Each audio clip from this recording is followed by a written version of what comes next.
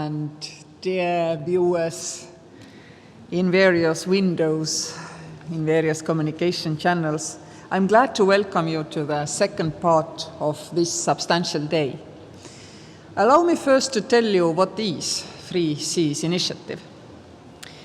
Three Seas Initiative is a project which was born out of necessity to realize and recognize, accept and seek solutions to the issue that the countries who joined the European Union in 2004 and later have huge infrastructure investment gap. So we cannot build back better like the rest of the developed world, but we have to build better, simply, because there is a lack. The Three Seas Initiative was born as President's initiative to draw attention to this problem. Gradually, the Three Seas Initiative took a turn to be more practical. What has been the most important result of the years of the Three Seas Initiative which has passed is that finally the 102 million people who live in the Three Seas region, they recognize themselves that actually, despite the huge infrastructure gap, we are not demandeurs, we are contributors in the European scene and also in the global scene. And you know why? Because these people of these countries are the most innovative and most creative. They are the most dynamic part of the European Union. Why? Because they have a lot of catch-up to do. And if you need to do catch-up, what you do, you leapfrog, it's evident. And all the Three Seas nations have been looking for ways and means on how to leapfrog. Have they managed? Yes. How can I say so? Because the economic growth in Three Seas countries persistently is stronger than in the Europe as a whole. These people are catching up with the developed part of Europe. How are they doing it? First and foremost, of course, by smart legislation. Part of it is provided by the European Union, and this is the beauty of it. Sometimes people want to say that EU legislation is a straitjacket, which doesn't allow countries to individually achieve fast growth results. This is not true. European Union legislation has created a perfect permissive environment for cross-border investment. And this perfect permissive environment applies to all Three Seas countries. Some of them are in the Eurozone, not everybody is. But investing cross-border into Three Seas countries means you are basically on the same grounds, more or less everywhere, because it is part of the European free market. This makes cross-border projects, which, of course, when we are talking connectivity, much easier to run. Yes, Three Seas nations are people who care also about the eastern neighborhood of the European Union. And therefore, they have made sure that the projects which have one leg in Three Seas countries can have another leg in Ukraine or Western Balkan countries in order to make the whole region to realize its potential. But first and foremost, and in the first stages of the initiative, the accent is on the Three Seas countries themselves. Now, what else has the initiative achieved? In my understanding, talking about this advantage, what this region has made our own companies take notice of the opportunities provided.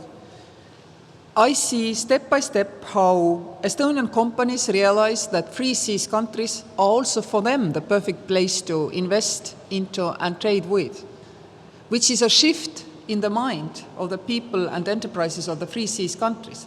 Because previously we thought that the best added value comes from trading with the West and investing into the West. We now realize that there is potential in our own region, and I see more and more Estonian companies going southwards by the route of the Three Seas, down to the Black and Adriatic Sea. This is already an achievement. Of course, to facilitate these developments, there has to be a financial contribution to the Three Seas initiative. And Free Seas Initiative has created a Free Seas Investment Fund. Free Seas Investment Fund is privately run. The projects are decided by professional fund management. They have to have proper return on investment. They cannot be decided by according to any political influence.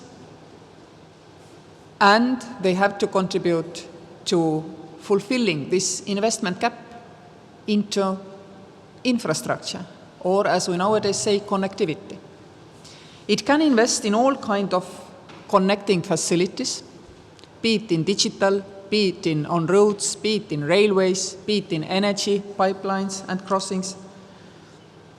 But they all nowadays, of course, have a digital component within them. Free Seas Investment Fund aims to achieve the volume of 3 to 5 billion. And my personal dream is that this will not be the last fund. It will be the first fund. And if we have proved, or I would say reproved, the concept that private-public partnership on this scale, where private investment is used in order to achieve economic development, is still alive and still valid, because we know that, in the last decade, maybe it has been more like public money is so cheap, let's just invest public money. I think it's inherently not the right thing to do. So if the Free Seas Investment Fund proves this concept, I'm sure that the next funds could be already more dedicated also towards the Eastern partners. I'm very grateful for those who started the Free Seas initiative, Kolinda Grabar-Kitarovic and Andrzej Duda. I'm extremely grateful to our American partners who have been pushing us to be more practical, which led to the fund creation. And now I understand also there will be resources provided by US as promised once in Munich Security Conference by the last US administration. I'm very grateful for all Free Seas countries, governments who have gotten involved in the initially presidential initiative and decided to contribute to the Free Seas funds. And I'm very grateful to our business partners who run the fund and also to those business partners who have applied for the funding, working with us towards achieving this objective, to make sure that the Free Seas region is connected like a region in 21st century needs to be. And now, how this all links to the trusted connectivity. One of the Free Seas initiative's slogans has been smart connectivity. And Tallinn Digital Summit this year is dedicated to making sure that all our connections do what they need to do 24/7, and they do not do things which we don't want them to do. For that, obviously, we need to make sure that democratic forces are able to validate that indeed our connections, smart connections, work this way. This is trust-based connectivity. How to build that trust? Well, we're trying to do it here in Tallinn today. We are trying to build Tallinn consensus around the thinking that democratic nations in the 21st century need to come together and make sure their people and their businesses can rely on every network, that nobody withdraws the service to achieve their political objectives, that nobody noses around in the data to achieve their political objectives. How to do it? Well, there is one global example of really a connecting system which we do all trust and use daily and invest heavily into, thinking that it will be there today, tomorrow, the year after. This is the GPS system, the geopositioning system. It's run by a democracy for whom the threshold of cutting the service to achieve its objectives is extremely high. We don't know how high, it's not been tested. We need something similar now for trust-based connectivity in 21st century. But it is much more complex because we are not seeking a single service provider for a single service. What we are seeking is a free, competitive market of connecting technologies which interoperate, talk to each other, are transparent, are able to demonstrate to our governments, parliaments, citizens that they do and only do what they are meant to do, and do this all the time. That no amount of political bickering or argument would take these services offline, away from us. This is what we need to achieve. For a myriad of developers, for a myriad of builders, how to make this come together. Today in Tallinn, we have many global actors. We have a Secretary of Commerce of the United States of America. We have the Secretary General of OECD. We have the President of the European Union Council. They've come together to demonstrate that it does matter for all of them. How to reach it? First, there has to be a citizen demand.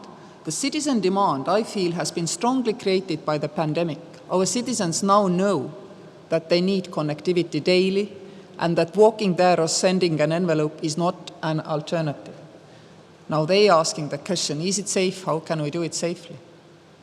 Second, is there a willingness to lead somewhere on multilateral scheme? Yes, there is. Matthias Cormann, the OECD chairman, has said that his objective is to instrumentalize the blue dot movement into something really practical. A dot on the wall, to be precise, where you can go, look at it with your mobile phone, somewhere there will be a QR code probably, and it will tell you, this service is built according to our consensus that connections have to be trust-based. And therefore, you know, you are safe to use them. You are safe to invest into them. You are safe to think that your data cannot leak from these systems. And you are also safe to think that no political ambition takes them offline, takes them away from you anymore. And if I mean offline, offline is a serious business. When my car orients itself on the road by talking to the road, it's also talking to other cars, lorries, bicycles. One day, I want this service to be there, and I want to be able to trust that service. Now, Free Seas initiative, because it needs to be built. Free Seas initiative is the ideal test bed for all those important actors and players who have come together here to Tallinn or somewhere else globally, are trying to make sure that the democracies prevail in keeping control of our grids, networks, roads, railways, logistical systems, all databases. Free Seas initiative was ready to endorse the Blue Dot Network initiative already several years ago. Free Seas initiative is already investing today.